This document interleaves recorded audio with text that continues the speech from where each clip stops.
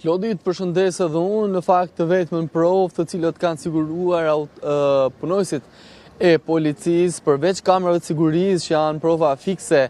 të vendit të ngjarjes, është edhe një automjet i djegur që në duket e saj është një mjet Audi që kanë dyshime dhe hetuesit të kenë lëvizur autorët të vrasjes së Mondi Mahallas, 43 vjeç, një natë më parë në Elbasan. Në fakt, në automjetin e djegur nuk janë konstatuar deri më tani armë zjarri, çka do thotë që autorët e kanë djegur vetëm automjetin dhe më pas i kanë marrë me vete armët e zjarrit dhe janë larguar pa gjurmë. Ka qenë një, mund të themi, një provë e zbuluar së fundmi, por shumë e vonshme për shkak se tashmë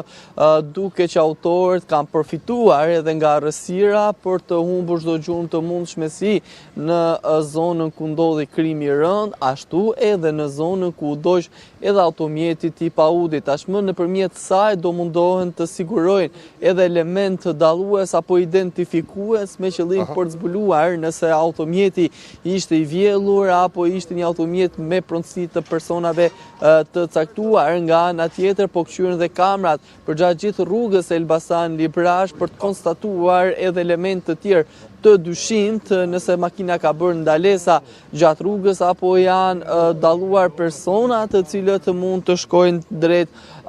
zbardhjes së tyre nëpërmjet edhe metodave të përdorura nga policia kriminale. Siç e thash edhe më sipër, janë disa persona të shoqëruar në kuadër të marrjes së tyre në pyetje nëse kanë ndjeni mbi krimin e rënd. Kryesisht janë persona eksponent, por edhe punonjës të cilët janë pranë edhe karburantit ku ndodhi ngjarja, që ishte në pronësi të 43 vjeçarit. Karburanti Xhaxhi Oil dhe El Taksi janë dy biznese në pronësi të 43 vjeçarit që jetonte në Tiranë në zonën e komunës së Parisit. Përveç këtyre do ketë një kqyrje totale edhe të aparatit celular nëse do arrihet të hapet dhe të shkodohet për të mësuar dhe për të pasur një tablo më të qartë mbi bisedat e zhvilluara së fundit, nëse ka pasur apo jo konflikte të mëparshme apo konflikte të lindura të çastit që kanë çuar deri në ekzekutimin me 2 plumba në kokë të 43 vjeçarit.